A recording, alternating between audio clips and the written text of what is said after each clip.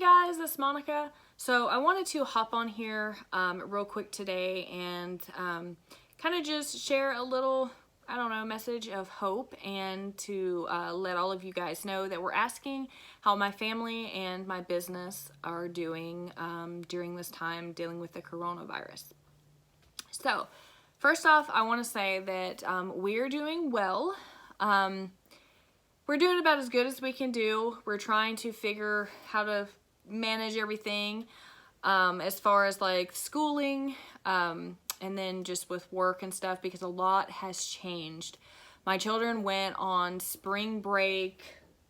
They went to school that Friday. It was March 6th, so 7th, 8th.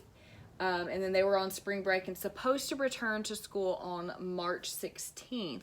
Well, of course, that did not happen. We were told on, I believe it was Saturday, which would be the 14th, because we were actually out of town. We were visiting Dale's dad, checking on him since he had had surgery and just seeing how he was doing. And the school had called us to let us know that the children would not be returning back to school. And initially it was just for Monday and Tuesday. And so I was like, okay, well, that's not that bad. Give you a couple extra days. Riley had an appointment anyways on the 17th for a dental consultation. So it was like, okay, not a big deal, no worries. And then it went from the school was going to be closed from March 16th to March 20th. And then before we could even really get there, it went on to it may be closed until the end of March. And then it went a step further and said that they may be done with school for the rest of the school year, which would be April and May. And at that point, I was a little frustrated because I'm like, my brain is kind of like spinning like a whirlwind. Like, okay, well, what's going to happen? Are they going to be held back? Are they going to skip a grade? How's the testing going to work? What should we be doing in the meantime? Because to me, that is like, if they do end up canceling it, that is a very long time for your children to not be in school or doing any type of activity. Now, during summer, we do a lot of different activities like with the church and things like that. And I try to make sure that they kind of stay on top of some of what they've learned. So that's when like educational games really come into play, or like, read a book or, stuff like that. So to me, it was like basically all of March, April, May, June, July, and then going back in August. That is a long time for your children to be out of school. And to me, it just, I don't know, it just left me a little frustrated. So, luckily the teachers around here have kind of sort of figured out a little bit of a solution right now to our problems. They are trying to give lessons via internet, and we go on these special educational sites, and the kids are able to kind of keep up that way and communicate back and forth with the teachers and still do some of the, small lessons and stuff like that. So that's great. And I'm very happy that whoever has come up with that. We haven't, as far as our church activities, we haven't been to church. They canceled those, which is pretty sad, because at a time like this, like I feel like that's where we need to be. I feel like it would put a lot of people's mind and body at ease, but unfortunately we can't even attend church. So they did still have last Sunday. I'm not sure this Sunday because we haven't got through the week yet.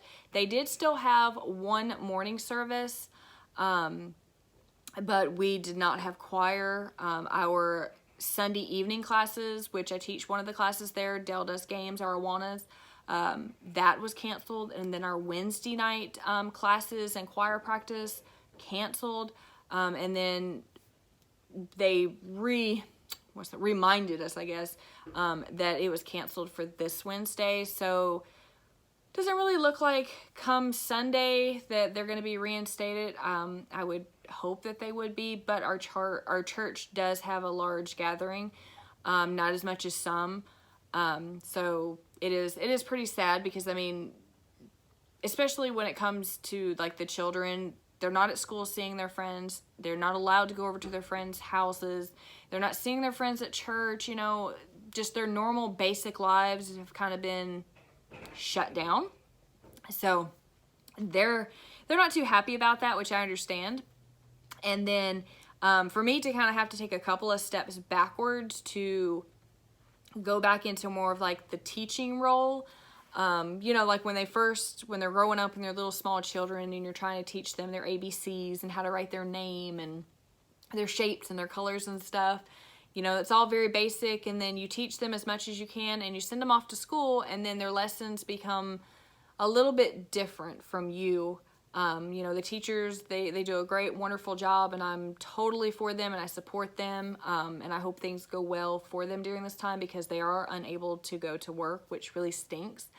But your job as a teacher changes a little bit. You still help them with their homework. You still teach them things. You know, you give them life lessons. At least you should.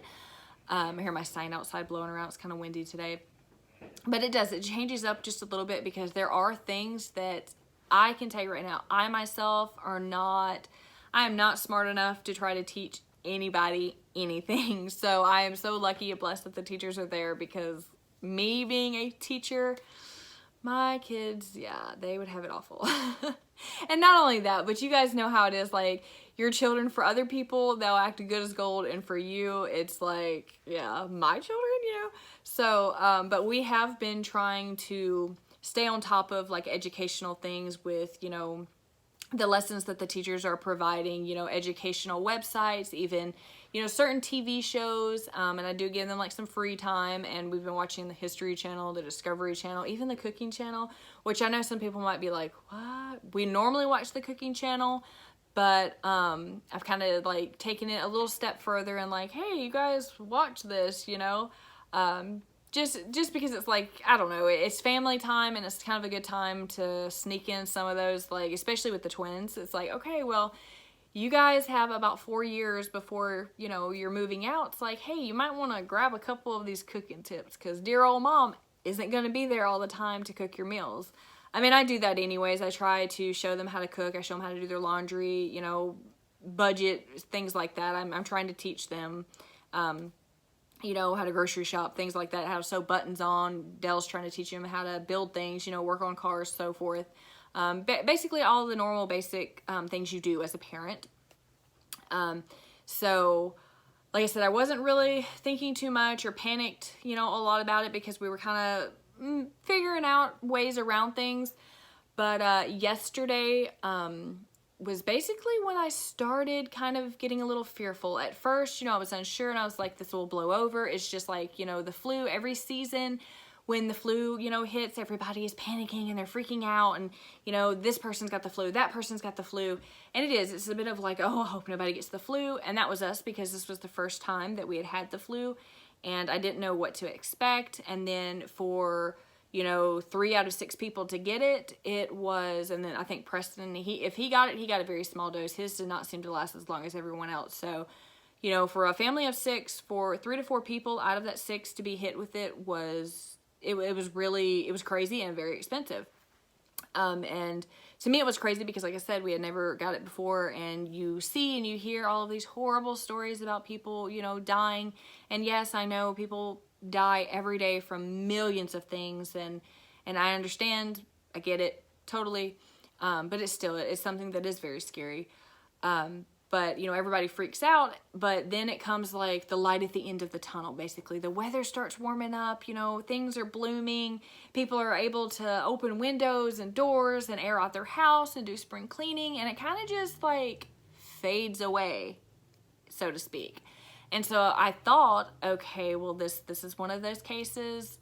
It'll blow over. Don't panic. I didn't go out buying hand sanitizer. I didn't go out buying soap. I did not go out buying tissue. I didn't go out and buy anything, which wasn't a real big deal because, of course, I already had that stuff on hand. But yesterday, I kind of sort of felt like maybe I was in the wrong. I didn't have that fear put into me until yesterday, when I took Riley for his dental consultation at the hospital that does the dental procedures. We were seeing if he needed spacers in his teeth. He did not. He does need a couple teeth pulled, no big deal. So when I took him there, we had to go through the emergency room. They would not allow you to go in any of the other doors. Before you could even get into the hospital, Like there's a table set up, there is nurses there and a security guard. They are wearing masks, they're wearing gloves. They've got like their whole little system set up on the table. So you go in there, you basically tell them what you're there for, and they make you sign it like a little piece of paper and want your name and all that stuff, your ID. They check your temperature, and then once they've done all that and you've been approved okay, they give you some Germ-X to Germ-X your hands. And then they take a Clorox wipe and they wipe down the pen that you just signed in with. And then a officer escorted us down to the dental office, which was on the other side of the hospital. Crazy. So same situation as you get there. You were only allowed to bring one person in. Luckily yesterday it was just me and Riley. So no big deal there. But as we're walking down there, the security guard is taking us down there. It was just, hospitals are never a happy place, but they are, the ones that I've been in, they are a little bit cheerful. You'll hear the girls at the front desk, you know, laughing or talking, or you'll hear people visiting. Or that hospital was like something you would see out of like one of these zombie movies. I mean, honestly, all the people that we did see had masks on. Some of them had double mask on. They had gloves on. They had like little booties on. I mean, it was crazy. It didn't seem happy. It didn't seem cheerful. And then there was like lights turned off in the cafeteria. There was nobody in there. There was nothing being cooked. There was chairs sitting on top of tables. Like the people that you would pass by, it was just like these kind of weird, awkward, like, you know, how are you doing?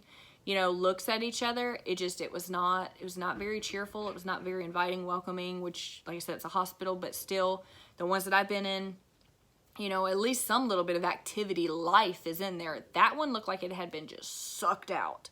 And then right where we had to go into the office, there was a set of doors that generally they were open. You could just go in that way and you're there at the office. Well, they were locked down, and I seen so many people trying to go out and come in as we were waiting to go see the doctor.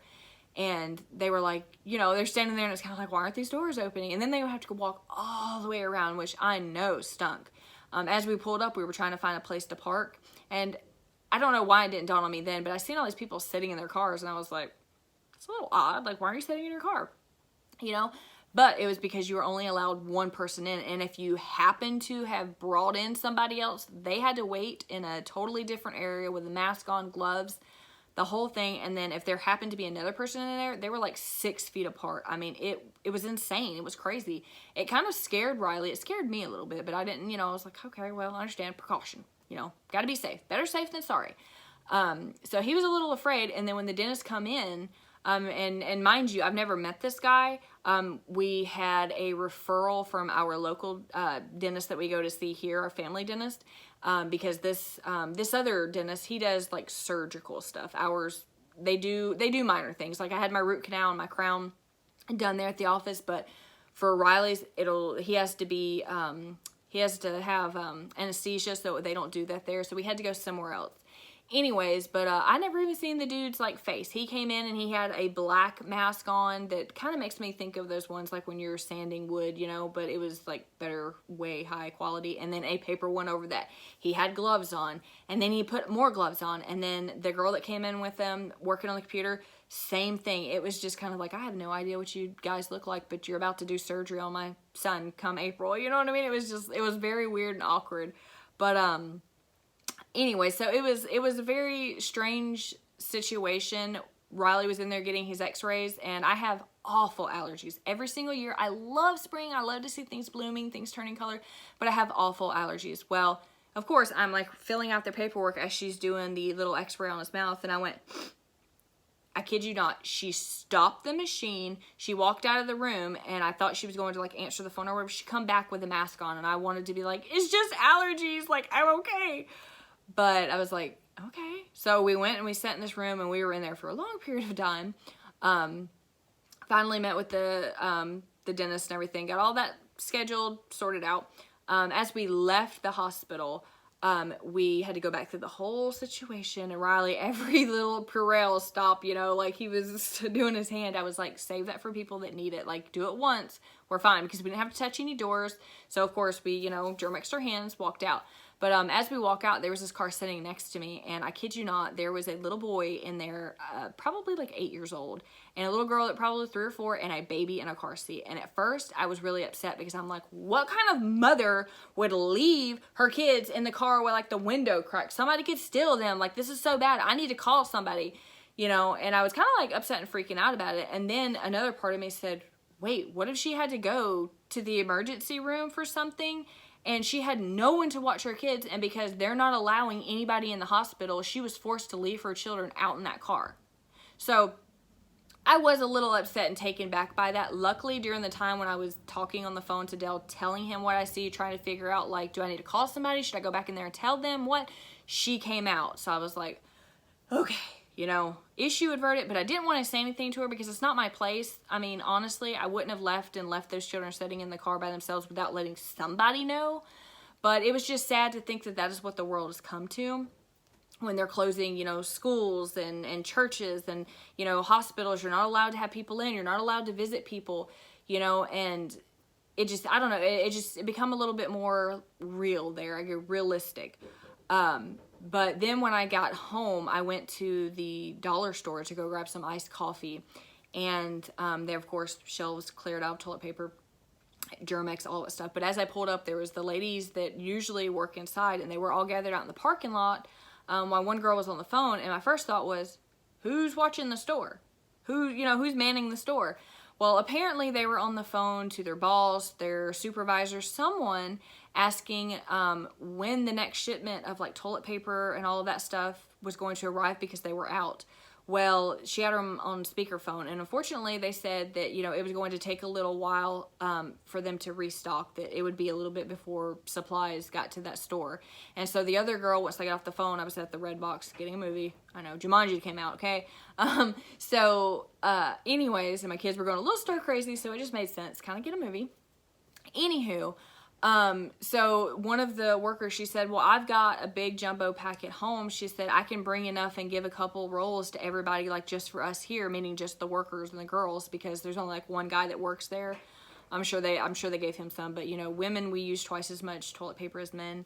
And I thought that is just really sad. Like, I didn't really start panicking, you know, that much until I'm starting to see and hear some of these things go on. So I went in the store. I grabbed an iced coffee and I grabbed a roll of paper towels because we were out. When we were at the register, a gentleman standing behind me was asking me about some shampoo and stuff, and then the cashier was telling him, you might want to just go to town, you know, to get that. And so the fella said he didn't want to go to Walmart, he didn't want to venture in town, and so the cashier gentleman was telling him that the store shelves like had been basically cleaned out, meaning food-wise. And I had seen later that day, I had seen several people basically saying the same thing. I didn't start to get fearful and panic until that happened. Toilet paper, okay, I've got a plan B and I have a plan C. Long story short, I will figure out a way to keep my butt clean. Not a problem. There's paper towels, you could do shop rags, old rags, whatever, baby wipes. There is a way to keep your bottom clean. Take a bath, not a problem. Hands, as far as like washing your hands, soap is soap, okay? Wash them like you have just cut up and diced jalapeno peppers and you have to go and take your contacts out, okay? Wash your hands to that extent. So anyways, but when you think about not being able to go and get like your weekly grocery buy, not hoarding stuff, you know, just your basic things, your milk, your eggs, your bread, stuff like that, just what your family eats, you know, on during the week. It does put a little sense of fear into you because it's like, at first it's like, okay, well, we'll figure out the toilet paper thing, not a big deal. But once you start thinking about food being taken out of your mouth or your children's mouth, it becomes a totally different situation. You kind of freak the heck out. So I did. The fear kind of set in then. I texted Dale and I was like, well, what are we going to do? And he was like, well, every grocery store in town can't be out. Well, luckily I have a business Facebook and I have a personal Facebook, so I get to see both sides. And to be honest with you, I'm getting it from both sides, and I'm seeing that all of our local stores in our surrounding areas, people saying this store is out of this store is out of that, or this one's restocked this, better go get it. And it's just like, oh my gosh, like, what am I going to do? Like, it makes you worry. It really does. I'm a little scared. I'm a little fearful. I'm supposed to go grocery shopping tomorrow, Thursday. I have to go in the morning to have my permanent crown put on my tooth. And usually they, have to numb you up really good, so I'm drooling. So I decided that I was going to grocery shop a little bit later when I was capable to, which I'm supposed to bring Dale with me. I will not bring the children with me, obviously. But I just seen someone post on there that Columbus's Kroger was out of meat. And I'm like, oh my gosh. Because somebody, it just told me yesterday that Walmart, wiped clean, and it's like Kroger wiped clean. It's like, oh, you're limiting my places to shop. So, and I know it's not just meat. I'll survive. It's not really a big deal. I'm not panicking. I still have food in my freezer, in my refrigerator, and in my pantry. I've even kind of went over with the children our little plan of go sparing on this, go really sparing on this, try to eat, this good meal that I put in front of you, not so much of these little snack cakes, don't, overdo this, this has to last us for a while, go sparing on the toilet paper, so forth. And then, which this is nothing new to us. Sometimes we do, sometimes we don't. Sometimes I do like meatless meals, which I highly encourage you guys to do that. Like tonight, we're going to be having this Parmesan pasta, which basically is like these linguine noodles with a Italian-style cheese sauce on it. It is so good. I could eat my weight in it. I kid you not. Sometimes I add chicken and like peppers and bell peppers and stuff. It's very similar, if you've watched my cooking videos, to Molini. I just add a cheese sauce to it, and oh my gosh, it is so good. So we're going to do that tonight. And then sometimes we will do, especially depending on how the day is went or the week or whatever, we'll do like meatless spaghetti. You guys can do that. You can do beans and cornbread. There's so many different things that you can make that doesn't require meat. And I usually try to have plenty of pasta on stock. I usually try to have rice, beans, things like that, if I'm unable to get to the store, or something I can quickly put together, or that have a long shelf life. I usually have that stuff anyways. So like I said, I'm not really panicking because I know that we have food to eat. But, if it keeps going on like this for a couple of weeks, month or whatever, I'm really going to lose my cool. As much as I'm trying not to, and I'm praying really hard, and I'm trying to be level-headed about it and go on like my daily normal activity, is kind of making it difficult and hard when you're getting hit from both sides, from your personal and your business Facebook, and then even seeing things on TV, on the news. It's just like wham, wham, wham. So it does make you start to kind of like, oh my gosh, is this like, what is this? Is this serious? Like, is this going to take us out? What's happening? And then now we're going to jump over to business, which I'm going to try not to talk too long about this because I'm running really long. But it's obviously affecting not just my small business, but other businesses. Like you name it, especially restaurants. They're all closing off their dine-in options, and you're just doing takeout, which is fine. Try to support them. Try to do that, especially if they're local, because all of these big chains, and I'm not going to mention names, but all of these big chain restaurants, grocery stores, coffee shops, all of that, they have like backup plans. They have plenty of money and things set aside, and they can afford to send their employees home and still pay them. Small businesses, we do not. I have no backup plan. I have no way basically to keep running and with no money coming in. So that it's not going to work. Okay. But even the banks, they've shut down their lobbies. You can only go through the drive-through. Just doctors' offices, hospitals, you name it. The way that people are now operating their business, including me, have changed drastically just over the few days. I was trying to keep it as normal as possible because I feel like everything that you read on Facebook is just negative, negative, negative. Like every single post from every person was just bad. It was coronavirus this, coronavirus this. We're all gonna die. Just, like horrible type stuff. And it's become a very negative place. So I try not to get on there because it does send panic. Like I feel like the news and the social media are making people sick and putting more fear into them than what needs to be. That is my own personal opinion. Get mad at me if you will, but that is the way that I feel. When I say making people sick, is because you can worry yourself sick. And I feel like because they're saying like this is so bad, or this is what's going to happen, and they're like predicting it, and they're putting their own personal opinions out there, and this one says this and that one says that, and everything is just changing so crazy and rapidly that people are panicking and they're freaking out and they're making themselves sick. So if you sneeze, or if you cough or something like that due to allergies, pollen in the air, people are like, oh my gosh, like they literally want to spray you in the face with Lysol. So I think if we just kind of shut that stuff off, people would be okay for a little bit. I really do.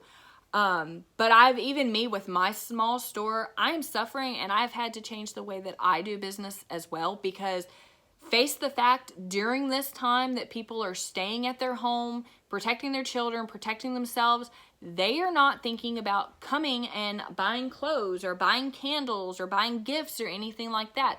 So, or decor. My little gift shop is not on the top of the line, not on the top of people's list, on their minds. I understand it. I get it.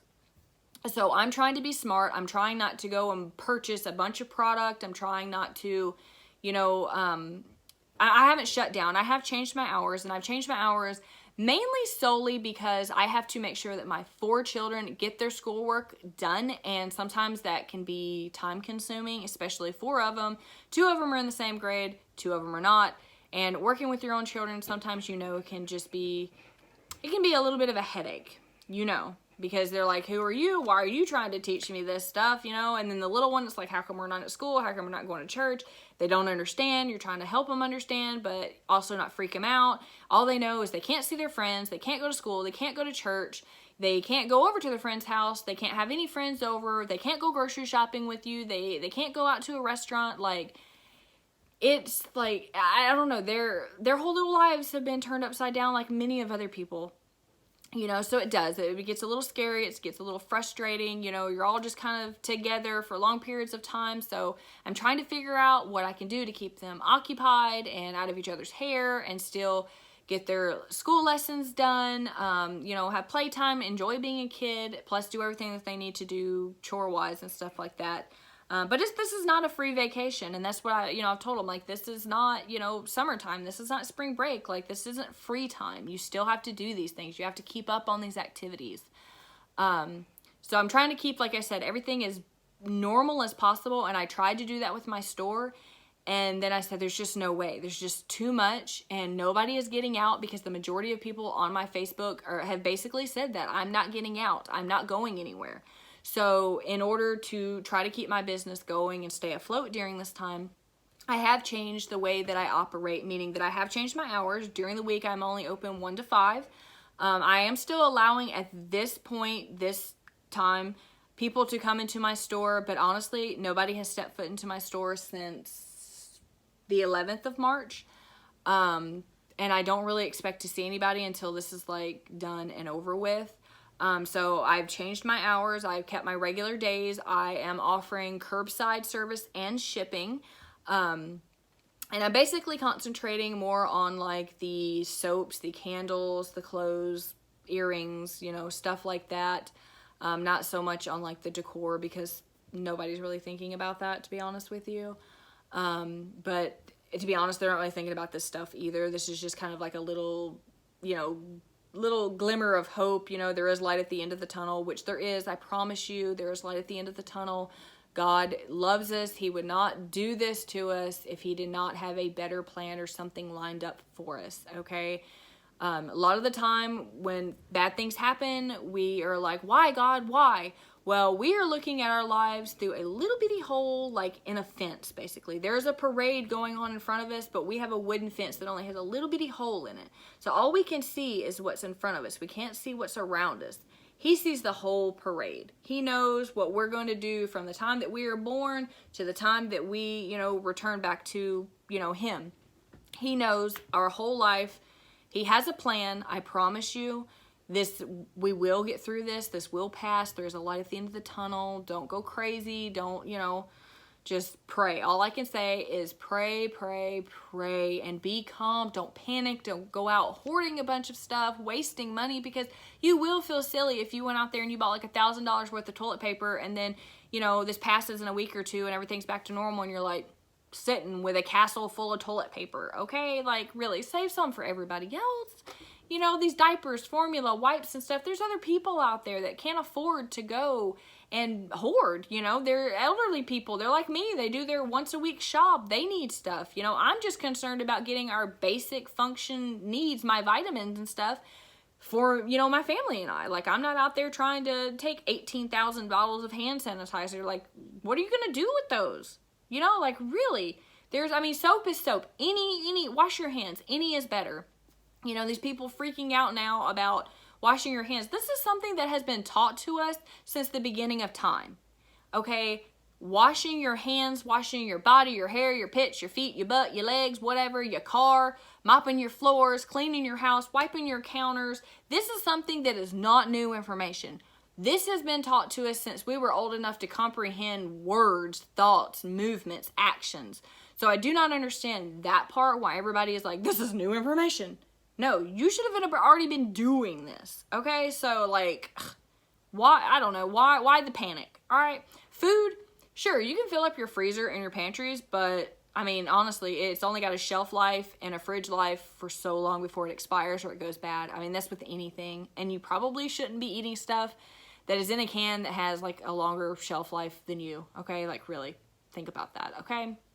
But anyways, back to my rant, back to just trying to keep everything as normal as possible. I'm trying to do that with my business. I've made the decision to stay open right now as to date. I don't know what will happen in later this week or the weeks to come, because I keep thinking that, like I said, it's going to get better, it's going to blow over, but it just seems like every day you're just hit with more and more bad news and more people are closing, and it's just like, okay, maybe not. So I don't know, but I'm trying to carry on as normal as possible, not only for me, but for my customers, for my children, you know, for my sanity, to be honest with you. I mean, I kind of get to come down here and get away from the kids for a little bit, even though they're back and forth asking me questions or playing outside or me going up there.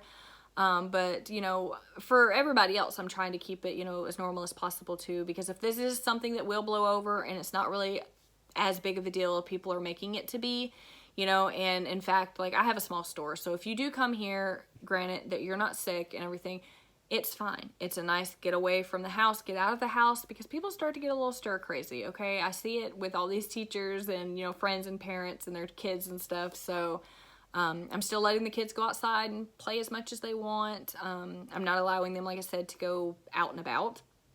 Unfortunately, I have to go out and about to places, because I feel bad when I say this, but I have to go gather supplies, you know. But anyways, so like, I'm trying to cope with it as best as I can. I don't know what's to come in the few months or even weeks ahead. I'm really hoping and praying that I do not have to close my doors, because that will shatter my heart. I mean, honestly, like, I love and I care about this store so much, and I want it to work and I want it to succeed, that if I had to close the doors over something like this, I would just be crushed. I mean, like, this is my baby, like, but if it comes to the safety of me or my family, obviously I wouldn't hesitate. I'd shut those doors just like that. But like I said, I understand people not wanting to come in. That is why I've offered, you know, the invoice and curbside service and, you know, shipping. And it's the same to you guys, you know, support your local stores and shops and stuff around you, whether it's a restaurant, you know, or a clothing boutique. I mean, you still have to wear clothes. So, I mean, just help people around if you can. Because like I said, us small businesses, we don't have what these big corporations that make millions and millions of dollars per day have. So we will suffer, and I don't know what the future with the small business will be. I don't know what the outcome.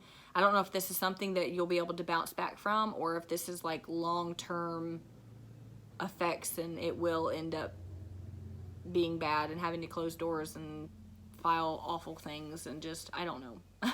I don't know at this point.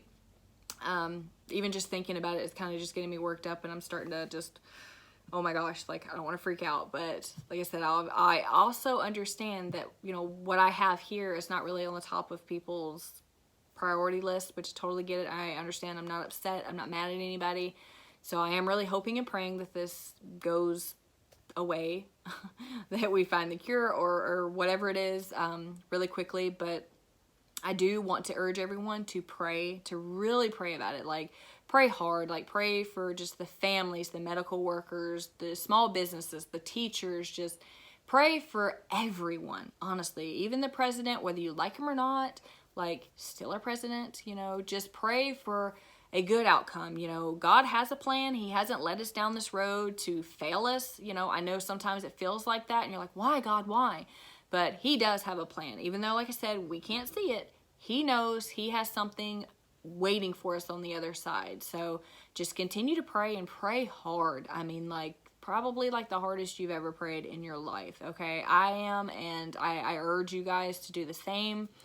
Know that it'll be okay, that we will all get through this together. It will be fine. And just, you know, stay healthy and love on your loved ones. And as much as it kind of stinks and sucks, and, you know, try to enjoy the little bit of time that you do have with them. I mean, I know worrying about bills and how you're going to do this and how you're going to do that, I know that's on your head and on your mind probably constantly, especially if they sent you home. And, you know, I know, I understand that, I get that, I'm right there with you.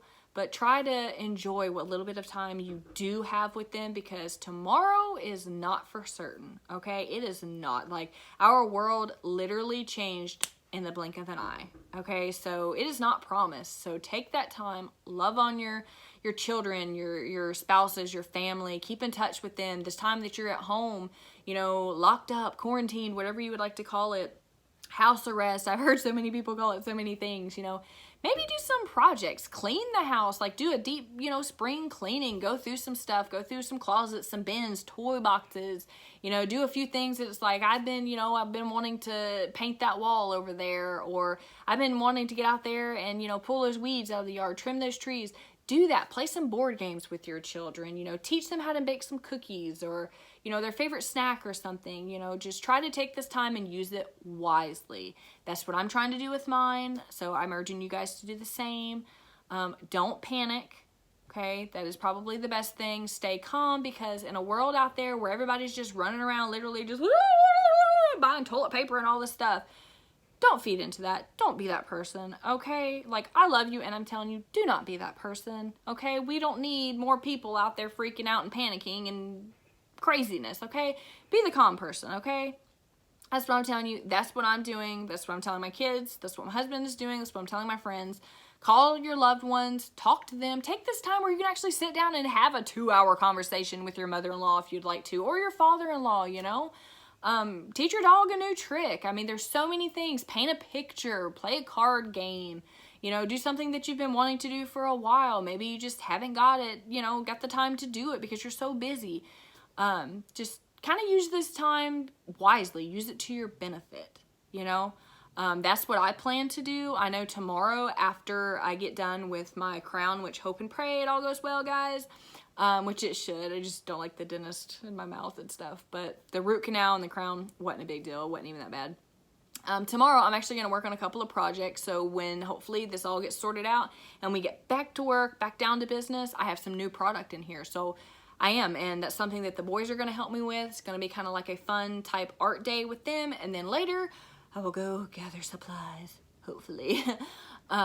So yeah, like that's what I have planned to do, and the rest of the week we'll see how it goes. I know Dale has a dentist, his teeth cleaning on Friday, and then Riley has a IQ test on Saturday, so hopefully all of that goes well. But anyways, I'm gonna go ahead and get off here because I've been talking for a long period of time, but I did want to update you guys. Leave me some comments below. Let me know what it looks like on, you know, in your neck of the woods, what you guys are doing, any great recipes that you can offer up, any home projects. Just let me know how you guys are doing, and you know, if this video gets a good response, maybe during our quarantine time, maybe I can, you know, talk the boys into doing a vlog or something like that, and we can kind of share back and forth and talk to you guys, and you know, keep in touch. So I'm gonna go ahead and get off here, but I hope you guys are doing well. Stay safe, wash your hands, don't panic, and remember to pray. So I love you guys, and I will see you in my next video. Bye guys.